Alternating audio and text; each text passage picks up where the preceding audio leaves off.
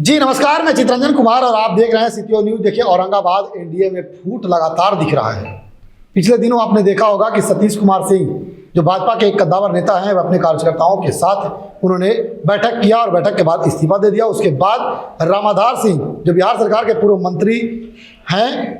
मंत्री थे और वो औरंगाबाद के पूर्व विधायक भी थे, अब जो है उन्होंने बिगुल फूंक दिया है और अपने सोशल मीडिया हैंडल पर उन्होंने लिख दिया है कि 20 तारीख को भाजपा से बगावत करने के बाद वे निर्दलीय नामांकन करेंगे।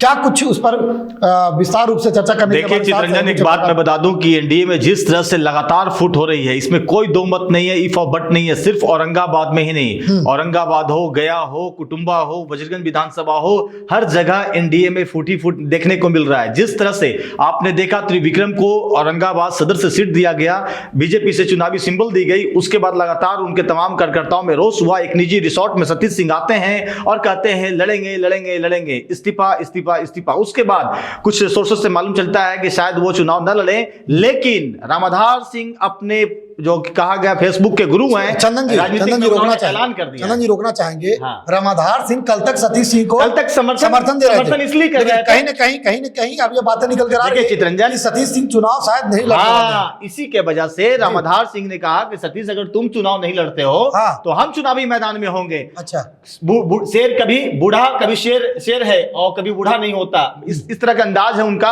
और आप हमेशा देखते होंगे जो भी बोलना होता है फेसबुक पर आते हैं लाइव, एकदम बेधड़क बोलते हैं। कोई इसमें जिसको सुनाना होता है सुना देते हैं उनको कुछ। चंदन जी, रामाधार सिंह चुनाव लड़ते हैं तो वो तो भाजपा से बागी होकर के ही लड़ेंगे।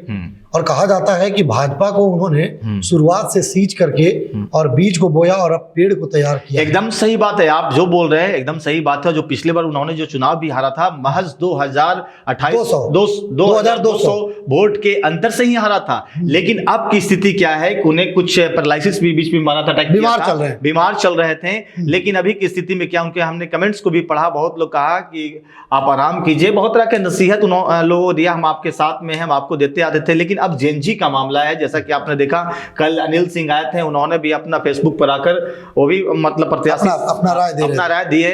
और देखिए ये संभावनाओं का चीज है। अब तो है कि जनता का कितना लगाव अभी भी रामाधार सिंह से है तो देखने वाली बात होगी। लेकिन जिस तरह से उन्होंने जिस तेवर में ऐलान किया है, तो निश्चित तौर पर वो निर्दलीय चुनाव मैदान में जब आते हैं तो एक थर्ड फ्रंट बनने की आशंका है। फोर्थ फ्रंट का ये, चूंकि शक्ति मिश्रा भी हैं, और नकारा नहीं जा सकता है कि ये जो औरंगाबाद का इस बार का जो चुनाव होगा बहुत दिलचस्प मुकाबला होने वाला है। चूंकि त्रिविक्रम के समर्थन में जो कैडर वोटर है वो तो रहेंगे ही रहेंगे, लेकिन एक धड़ा रामाधार सिंह के साथ में भी कुछ होगा, क्योंकि वो पुराने राजनीति के खिलाड़ी हैं। और जैसा कि हमने सवाल त्रिविक्रम से भी किया था कि सर इस तरह का मतलब बोल रहे हैं रामाधार सिंह, तो वो तो कटते हुए नजर आए, बोलते हुए बचते हुए नजर आए कि रामाधार सिंह तो हमारे गार्जियन है, सीनियर हैं, इस तरह के बोल के वो निकल गए। लेकिन अब देखिए, जब सीधा मुकाबला जब होने वाला है तो अब पक्ष विपक्ष, आरोप प्रत्यारोप तो चलता ही रहेगा। और एक बात और, कुटुंबा में आज आपने देखा, आपने कवर भी किया, हमने कवर भी किया उस चीज को, कि जिस तरह से श्रवण भुइयां वहां से प्रयासरत थे, उनको कह दिया गया था जीतन राम मांझी की ओर से कि आपको टिकट दिया जाएगा, आपके नामांकन में हम आएंगे भी।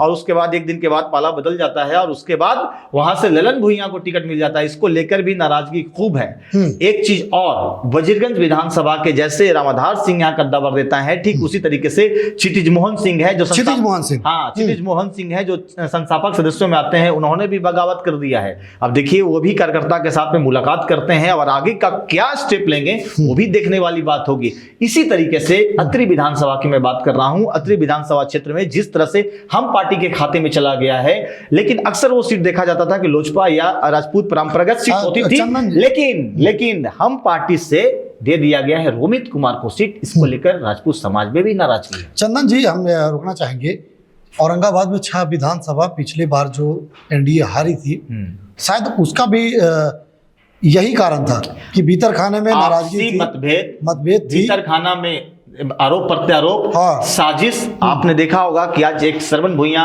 नामक जो नेता है, पूर्व प्रत्याशी हम के पूर्व थे, प्रत्याशी NDA के हम प्रत्याशी थे। एनडीए के हिंदुस्तानी अवाम मोर्चा से, उन्होंने इतना बड़ा आरोप लगा दिया पूर्व सांसद पर कि आपने हमने देखा खबर में वो साफ तौर करोड़ों पर रुपया का डीलिंग हुआ है। अब तो शायद, अब तो मुझे तो मालूम नहीं कि एक लोकतंत्र का जो लेकिन व्यवस्था है।